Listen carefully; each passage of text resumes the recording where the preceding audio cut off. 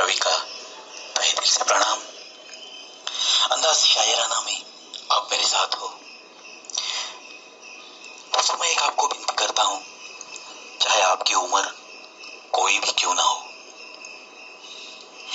एक कोई तो शौक जरूर रखिए। जिंदगी का मजा उठाने के लिए ये बहुत जरूरी चीज है। चाहे कुछ पढ़ते रहो, चाहे गाने सुनते रहो, चाहे कोई स्पोर्ट्स में दिलचस्पी ले लो, चाहे मिलना जुलना आपको पसंद हो, तो कहीं 10-20 लोगों को इकट्ठा करके कुछ आपको जो रुचि है ऐसे कुछ काम करते रहो। लेकिन कुछ ना कुछ इंसान को चाहिए दोस्तों। अब हमें गाने में रुचि है, गजल अच्छी लगती है, शायरी अच्छी लगती है, कविताएं हो गई है हमारे हाथों, बस कुछ ऐसी तकलीफ नहीं होती जिंदगी जीने में। और किसी भी दिक्कत का सामना करने के लिए एक अलग सी ताकत मिलती रहती है। ये जो कला होती है ना, ये एक छांव जैसे होती है जो हर धूप सहने की ताकत देती है। और दोस्तों, कुछ शायर लोग तो देखो क्या कहते हैं। शायर का एक इंप्रेशन है दुनिया में कि वो शराबी होता है, मोहब्बत में धोखा खाया हुआ होता है, वो बस अपनी अपनी जिंदगी में मशगूल रहता है, उसे समाज से कोई लेना देना नहीं, उसे अकेलापन पसंद आता है। ये सब बनी बनाई बातें हैं दोस्तों। किसी गहरी चोट को कागज पे उतारने के लिए क्या वो चोट उसी की ही हो, ऐसा तो नहीं ना। ये एक कल्पना शक्ति कुछ लोगों में होती है जो जीते जी खुद की मौत के बारे में भी बड़ी अच्छी तरह से लिख सकते हैं। देखो ये शायर क्या कहता है, मेरी शायरी की छांव में आकर, मेरी शायरी की छांव में आकर बैठ जाते हैं लोग, वो लोग जो मोहब्बत की धूप में जले होते हैं। मेरी शायरी की छांव में आकर बैठ जाते हैं लोग, वो लोग जो मोहब्बत की धूप में जले होते हैं। ये बात थोड़ी सही है दोस्तों। जो भी लोग मोहब्बत में चोट खाते हैं उनको कुछ शायरी जो है वो बड़ी अच्छी लगती है, और वाह, ये जो लफ्ज है ना वो उनके होठों से एकदम झट से निकलता है सुनने के बाद। ये होता है, ये मानवीय स्वभाव है। कोशिश हजार की उसे रोकने की, मगर ठहरी हुई घड़ी में भी ठहरा नहीं ये वक्त। क्या बात है। कोशिश हजार की उसे रोकने की, मगर ठहरी हुई घड़ी में भी ठहरा नहीं ये वक्त। ये वक्त है दोस्तों, इसका काम ही है चलते रहना। हर वक्त हर पल चलते ही रहता है ये। इसीलिए तो कुछ गीत बने हैं ना। और एक वक्त फिल्म थी पुरानी, उसमें एक डायलॉग है,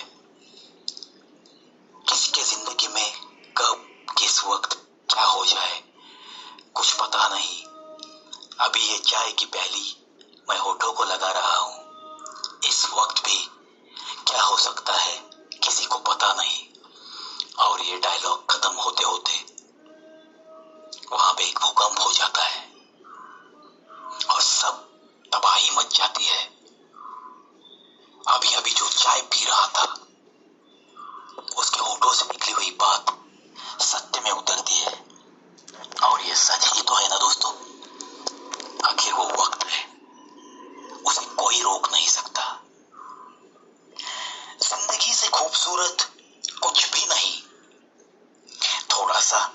कर तो देखिए, जिंदगी से खूबसूरत कुछ भी नहीं, थोड़ा सा जी कर तो देखिए। दोस्तों, थोड़ा सा क्यों, एक ही सपना देखो दिल में। मुझे इंसान बोल के भेजा है उस खुदा ने, तो मैं जी भर के जीऊंगा, और सिर्फ खुद के लिए नहीं, कुछ औरों के लिए जीने की भी तमन्ना दिल में रखूंगा,